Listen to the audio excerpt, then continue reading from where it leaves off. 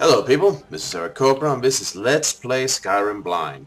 Last time we got a tree sap. Today I'm thinking of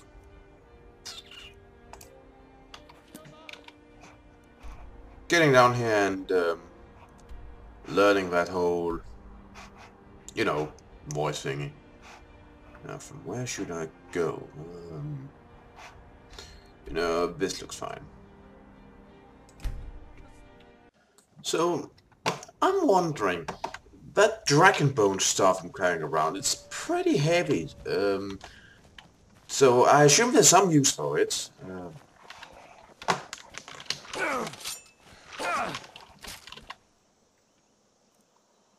Excuse me a moment.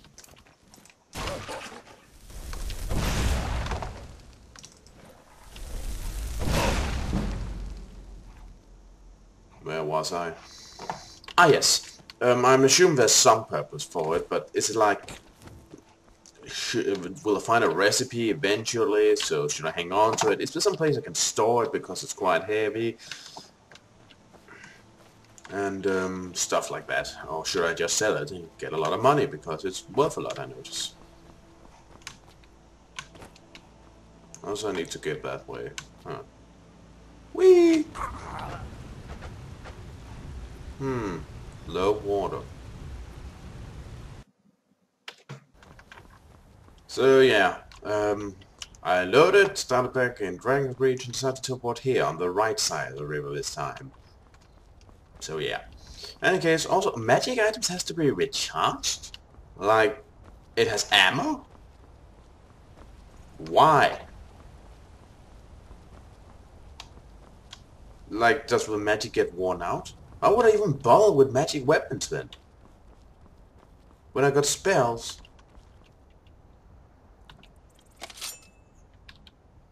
Oh, a Nettlebane here. This one-of-a-kind magic knife is worth 2 gold pieces. Why? There's so many things about this that I just don't get. Some of these things seem just downright silly.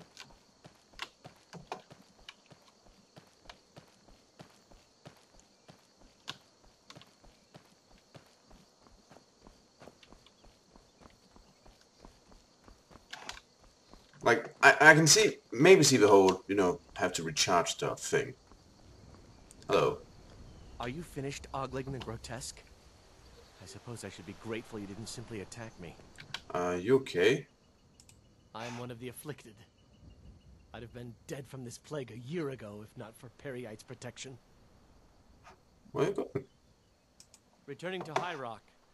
Our shepherd lost his way, and I fear Periite's wrath may consume those who remain with him. Kesh could tell you more. I just want out of Skyrim as quickly as possible.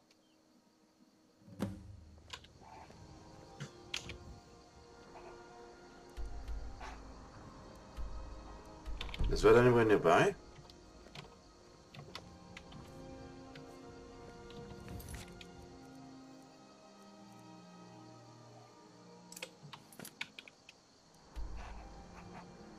What's that?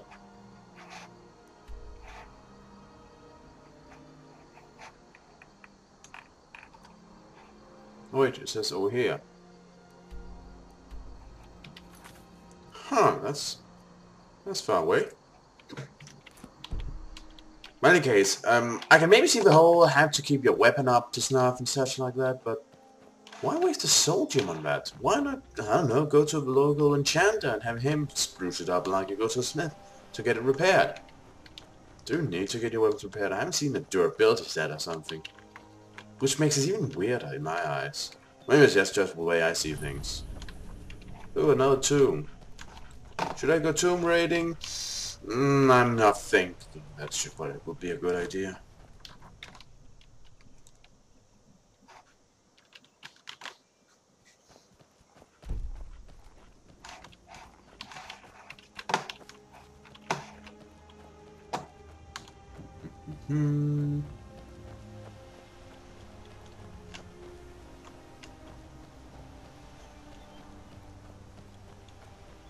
And here I thought I was on the right side of the river, but I have to cross it again. Well, this will be fun. Let's see, if I slide down here, then I can. Yeah, now. To get up the... Oh wait, that's a tree there I could have used. Well, hot damn.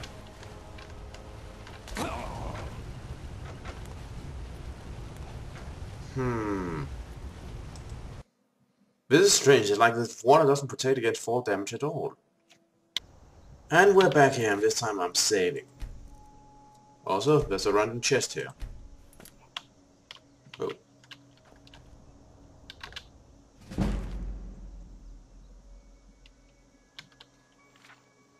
Ah, I heard about this book. Necromancy, commonly called the Black Arts, has a history that dates back before recorded time. Virtually all the earliest laws of the land make mention of it as an expressly forbidden on pain of death. Independent practitioners of the art of sorcery, however, continued study. The Sigic Order of the Isle of Aetheum, precursor to our own Mage Guild, also forbade its use, not only because it was dangerous, but their belief in the holy and unholy ancestor spirits made it heretical. Again, despite this, we hear many stories of students and masters who ignored this stricture.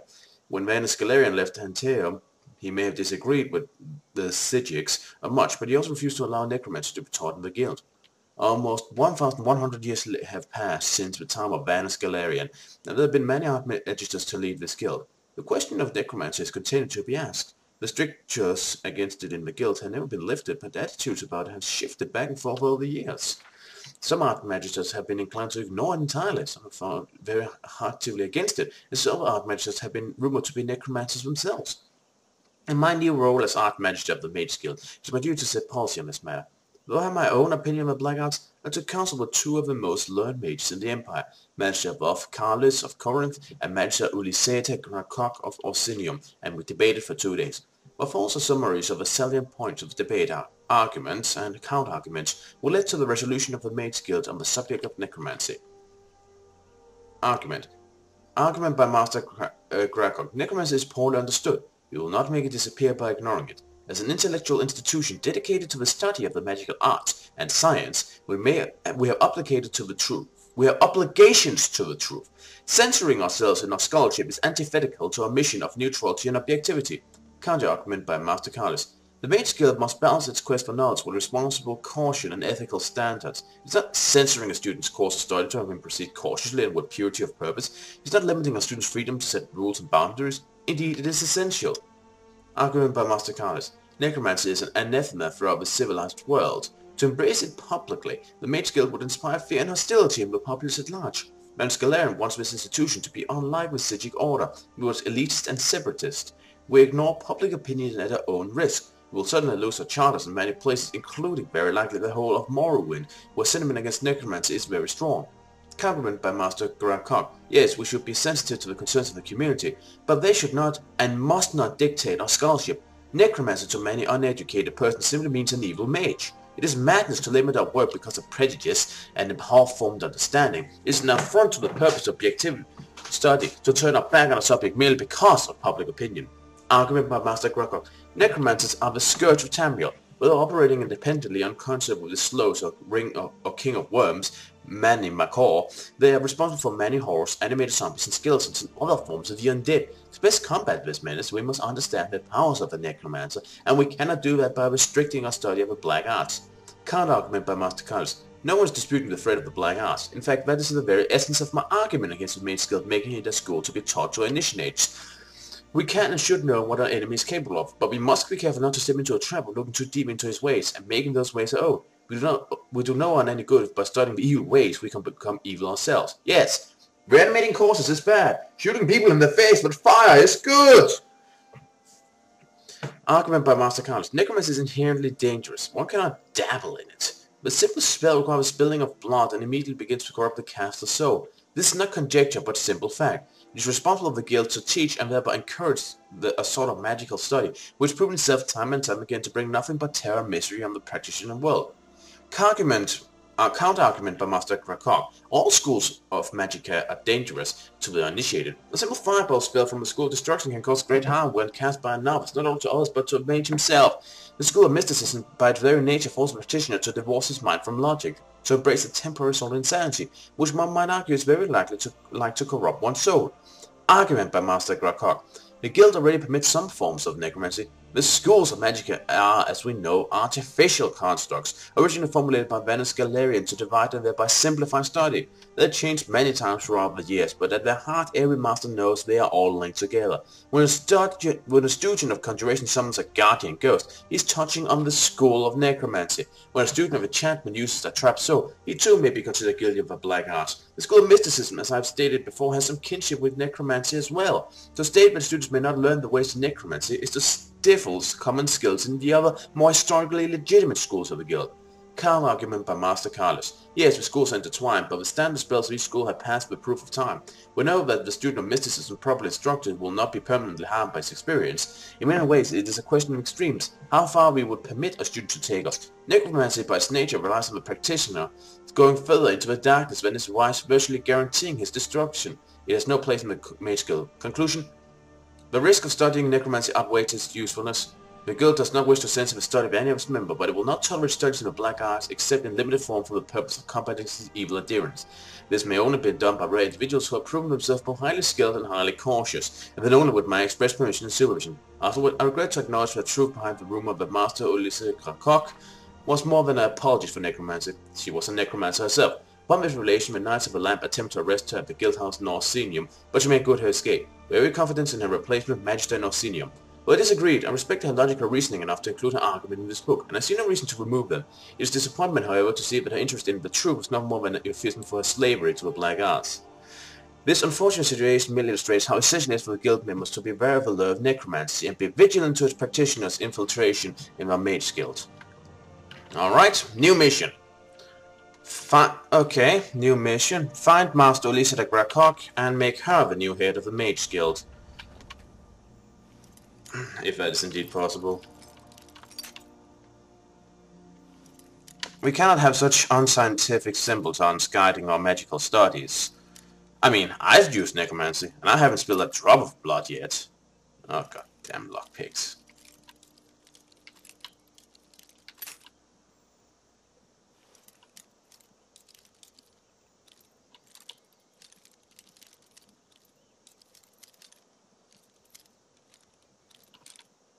Ah, gotcha. God damn. An elven shield. This was the one I'm already carrying. Perhaps I should carry this with me.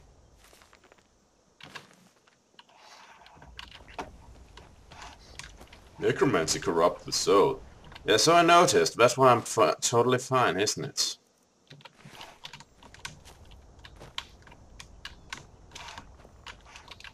Yeah.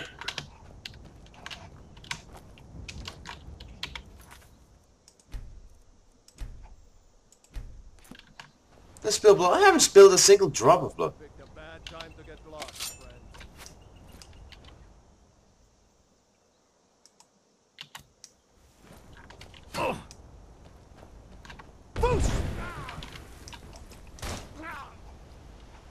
Out of my way.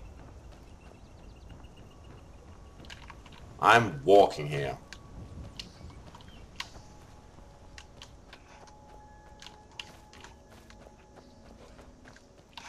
Did I hear something? I think not.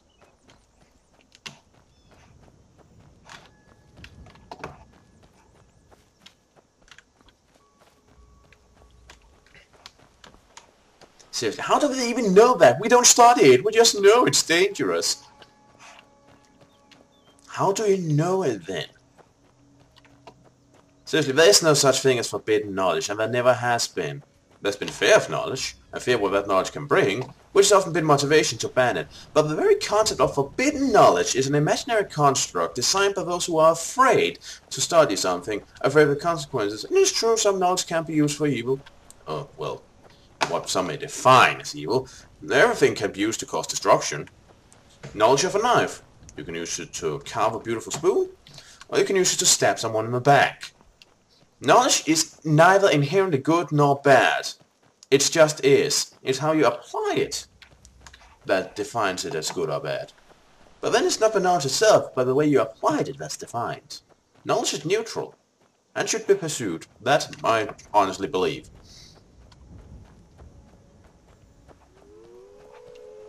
And sure, there may be risk in studying something, but hey,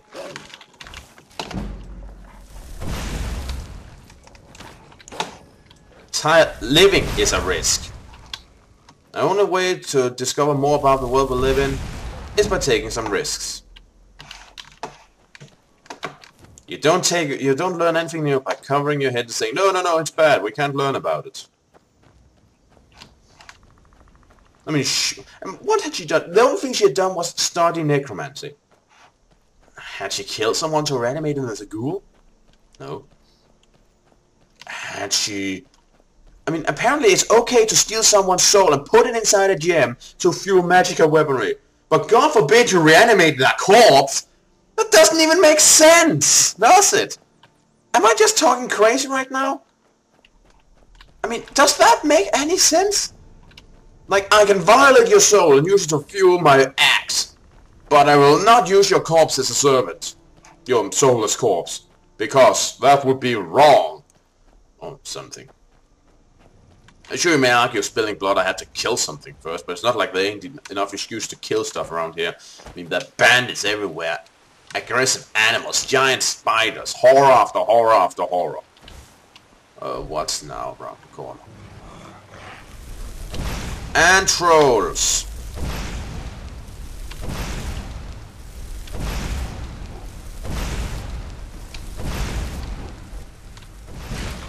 See? Plenty of excuses to go out and kill something.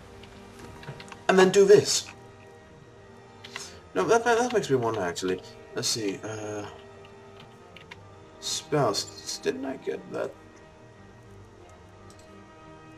Aha.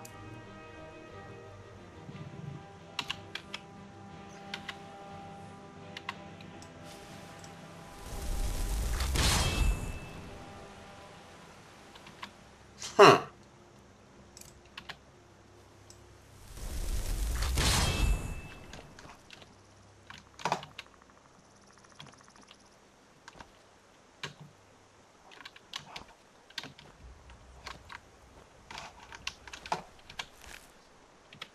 Well, screw you then.